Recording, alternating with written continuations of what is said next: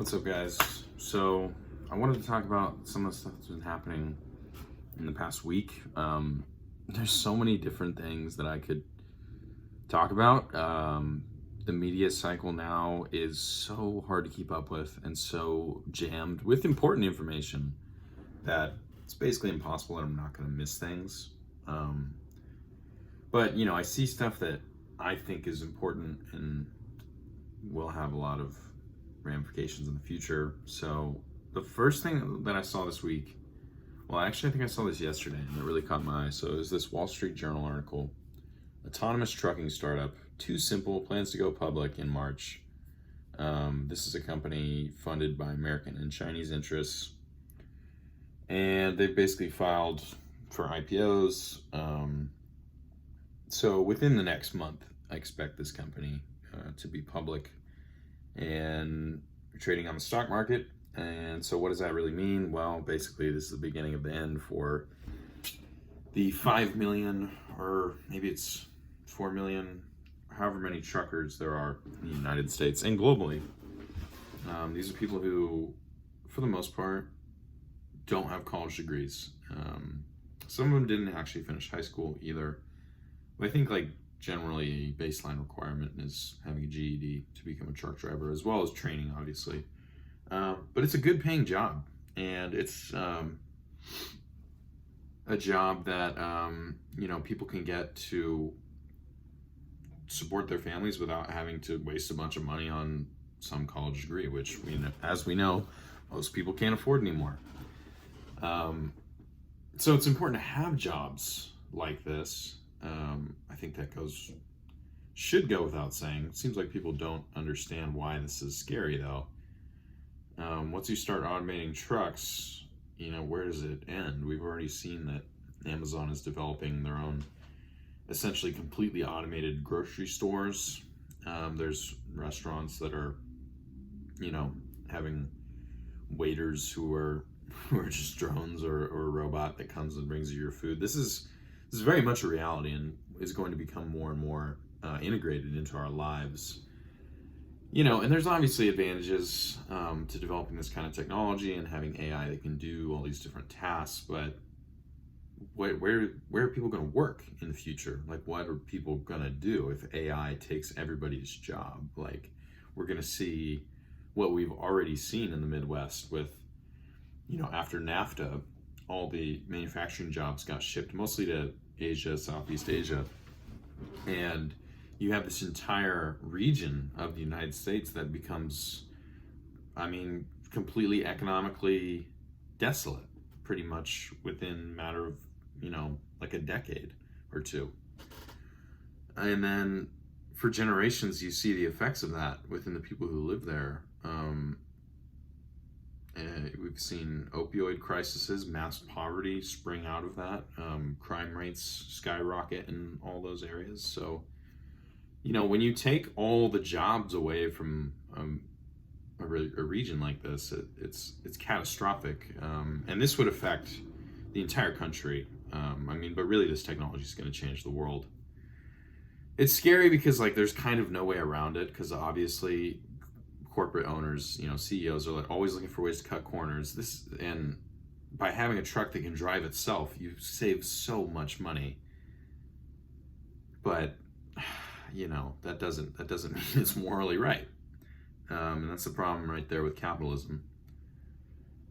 Anyways, this was kind of the first thing I wanted to talk about. I think this is a really big deal, and obviously there's this Wall article on it, but I didn't really see anybody else talking about it. It's not a super grabbing topic, I guess. Most people are like, oh, that's happening. But this is something we should be paying attention to and frankly advocating against, even though it seems counterintuitive, because if we don't, everybody's going to be, working in the Amazon warehouse, busting their ass, trying to meet quotas and being unable to take a bathroom break during their 10-hour shifts.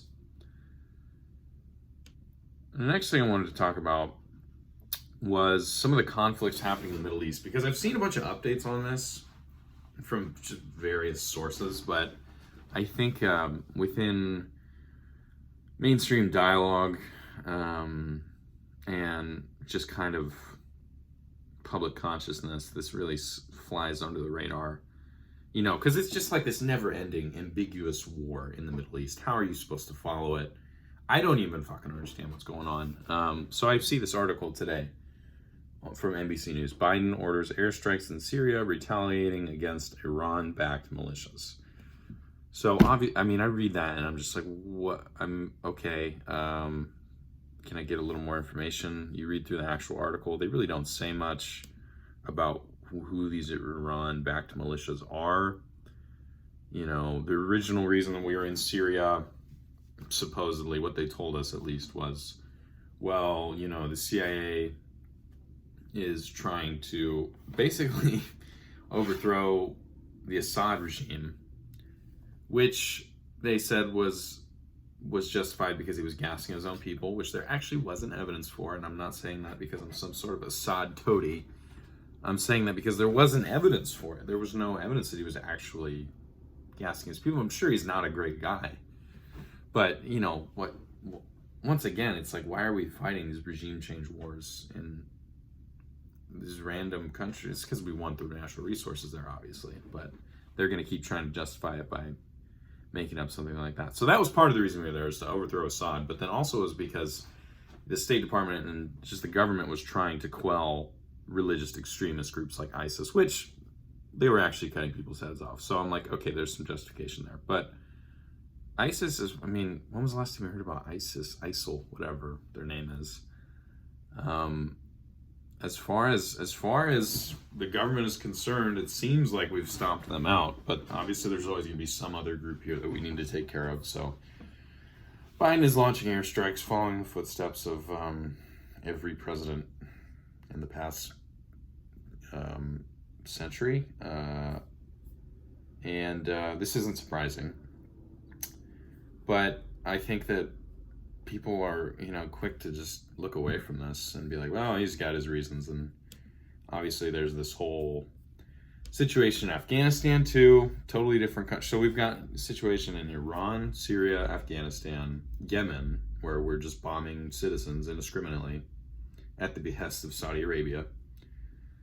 But then the situation in Afghanistan, the way that the mainstream media is framing it is so bizarre and frankly misleading, because it's like they're giving people the facts of the situation, but then just the headline of the article would throw you off if this was the only information you're getting. Like this Al Jazeera headline from 5 hours ago: Biden must decide on U.S. troops in Afghanistan as deadline looms. New York Times headline: Opinion: Why President Biden must withdraw from Afghanistan. USA Today: Donald Trump's unconditional retreat from Afghanistan leaves Biden little choice. Slate: Biden faces a brutal choice in Afghanistan. Foreign policy: Biden has no good option in Afghanistan. Newsweek: Could Biden trigger an all-out conflict in Afghanistan? All of these are like framing it as if he's in this difficult binding situation. Oh, what's he gonna do? There's no right answer. There is a right answer. He can pull out. We don't need to be there. What is the justification? And can anybody explain what the justification is anymore? The answer is no, because there isn't any. The only reason we're there is for oil and for natural resources, and to have, it's purely geopolitical. It's all part of this big geopolitical strategy to control the region. And we don't want to lose control of the leadership there, and likewise the military. So, it's concerning because people are going to read about this and be like, well, he didn't have a choice. It's like, no, he did, actually. This isn't like, oh, Trump put him in this terrible situation. There's nothing he can do. Similar to this, the media is covering Biden's, well, frankly, their border detention facilities, the same exact kind that Trump was opening. But once again, they're covering it as if Biden's in this difficult situation. Oh my God, there's migrants flooding in every day. What's he supposed to do? And then the way that they phrase it totally misleads people. So NPR headline: fact check, Biden reopens border shelters for teens, but it's not kids in cages. Wall Street Journal, Biden administration reopens facility for migrant children. What to know? NBC News, uptick in minors crossing border may result in Biden administration building more shelters. Shelters? What? Okay, so see, just that alone, like Wall Street Journal is going into a facility. NPR is literally being like, no, this isn't kids in cages. It's just a border shelter. It's just like, they're trying to use different language to make you think about this differently. And for most people, it's gonna work. They're gonna read this and be like, oh yeah, this isn't as bad as Trump. Like even this NPR article, they've got this nice, cute picture of, it's like a decorated bedrooms. They got bunk beds in there. I will say that, that looks obviously like night and day compared to sleeping under tinfoil, but how do we know that this is all of the facilities? And also, this literally contradicts not only this, but the war in the Middle East literally contradicts everything Biden said he was going to do. Are we just forgetting about that too? Biden said, we're not going to be putting people in facilities. We're going to end this situation at the border, because any opinion poll would tell you that most Americans are pretty disgraced by this. And any opinion poll will tell you that most Americans don't want war in the Middle East too, because we don't. I think most people realize that it's pointless.